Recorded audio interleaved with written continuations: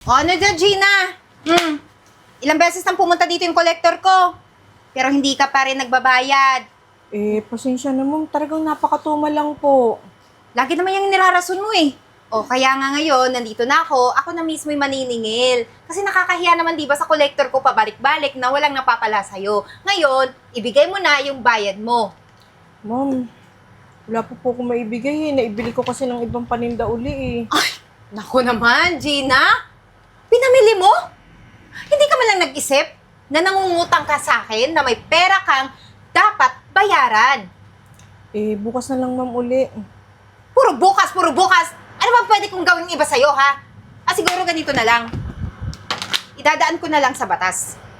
Kung hindi mo man mabayaran, sa susunod na linggo, yung mga utang mo sa akin, ipapademanda na lang kita. Huwag naman ganun ma'am. Gagawin ko po ng paraan ma'am. Kundi lang po namatay yung asawa ko. Kita mo naman nung una, ang lakas-lakas ng karinderya namin. Wala kang problema sa akin. Nagbabayad pa po kasi ako eh. Gina, yung asawa mo, matagal nang wala. Buto na lang yun ngayon. Ang importante sa akin, yung utang mo, mabayaran mo. Hindi mo ba naiintindihan lahat ng mga sinasabi ko? Babayaran ko naman ma'am. Kaya lang po, ang liit lang po ng pinaiikot ko eh. Babayaran po namin. Alam mo ikaw ha, mas una pa akong tatanda sa'yo, kakasingil dito. Puputi na lang yung buhok ko, sasakit na lang yung puso ko, kakasingil, hindi ka pa rin nagbabayad. Gusto mo yatang mawala ako, di ba? Yan naman siguro yung gusto mo eh, kaya nagmamatigas ka sa akin. Sus Gina, yung mga style mo, wala na yan. Bulok na yan. Basta, binibigyan kita ng 1 linggo para bayaran lahat ng utang mo. Cash! Gagawin ko po ng paraan ma'am. Siguraduhin mo ah.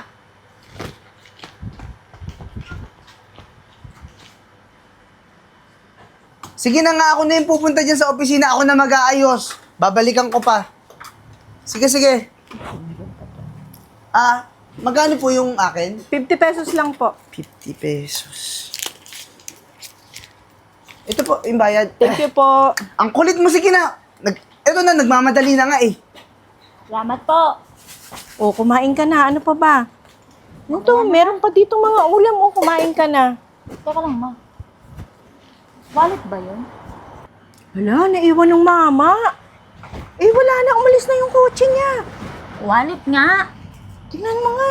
Tignan natin, baka meron namang ID dito. Naku, madaming pera. Ang dami pa ring ID. Kawawa naman. Ito, ma. May address. Punta na lang natin. Sa uli natin. Baka mamaya kailangan niya tong pera. Dami nga. Baka mamaya kailangan niya to. Tapos, nawala. Naiiwan kung saan. Sige, isuli na lang. Sa uli na lang natin. Ma, ikaw na mag-keep. Lagay ko lang to. Paano? Gabi na rin lang. Magsarado na tayo. Sige, ma. Tara na. Good morning po. Napadaan po kami dito kasi naiwan niyo po yung wallet niyo. Kayo po ba to, sir? Oo! Ito po yung wallet nyo. Madami pa pong laman pala yan. Oh, Kumain po kayo sa karinderya at naiwan niyo po yan. grabe. Alam nyo ba? Kagabi pa ako iyak ng iyak kakahanap dito. Halos sumakit na yung ulo ko, yung kasukasuhan ko, yung halos sasabog na yung utak ko kakahanap. Naiwan ko pala ito doon sa karinderya na Aling Gina po. Aling Gina, oo, naalala ko na. Nagmamadali kasi ako. Visit kasi itong mga empleyado ko. Minamadali ako, kaya naku. Idinaan lang namin, sir. Kami paalis na. Magbubukas pa ako ng tindahan. Sandali lang. Sobrang importante kasi sa akin ng wallet na to. Maraming Yun nga po may laman pera. Pero bilangan niyo po yun, wala pong bawas yan. Yun nga Meron ako ditong nasa 60,000 pero hindi ko nabibilangin. Mukhang di naman nabawasan Hindi po. Ang importante kasi sa akin dito, itong travel card. Yung travel card na to, ito na lang kasi yung alaala sa akin nung tatay ko na namatay. Lagi kasi kami nagta-travel nun bago siya namatay sa sakit niya. Pero maraming salamat kasi dahil sa inyo yung nabalik tong wallet na importante sa akin. Ano po ba? Buti naman po at Buti ka nyo, walang nakasunod sa inyong customer. Nakita agad namin. Salamat talaga kasi kinuha nyo. Alam nyo, utang na loob ko talaga sa inyo to. Naku po, wala po yun. Okay lang po. Kung matanong lang kita, may kamusta? Dun pa rin ikaw nagtatrabaho sa karinderya nyo? Ay, hindi po. Nag-a-apply po ako ng trabaho kasi kakagraduate ko lang po ng kolehiyo. Anong course mo? Business ad po, major in marketing management. Nako, tamang-tama. Kukunin kaya kita dito sa kumpanya ko. Talaga, sir? Oo. Talaga po ba? Eh, naku po, ang dami ko na pong in-applyan pero wala pa rin pong natawag hanggang ngayon for interview. Kailangan ko ngayon ng tao. Anong pangalan mo? Arian po. Arian. Renz. Biniban. Ay, Sir Ah, Renz. Naku, Renz sir. po. Malaking tulong po sa amin yan. Aling Gina, sobrang sarap talaga ng mga pagkain mo sa karinderya mo. Eh bakit hindi natin yan palakihin? I-expand natin yung business mo. Wala pa po akong budget sa ganyan, sir. Ako nang bahala. Tutulungan mo kami, sir? Tutulungan ko Sir, kayo. sir, malaking bagay na nga yung tulong mo sa anak ko. Okay na yun. Sir, hindi po kami nahingi ng kapalit, ha?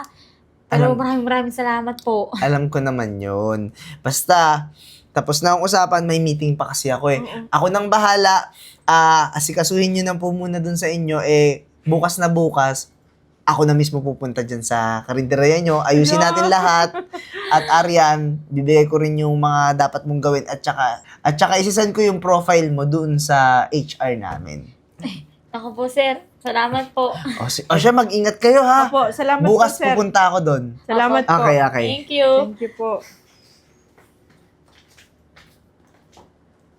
Naku, Sir Ren, salamat sa pagbisita dito sa resto.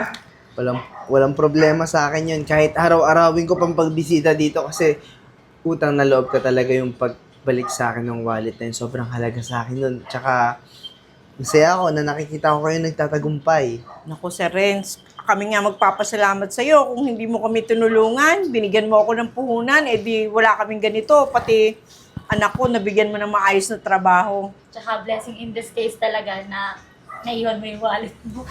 Ikaw yung hulog ng langit. Hulog din kayo ng langit.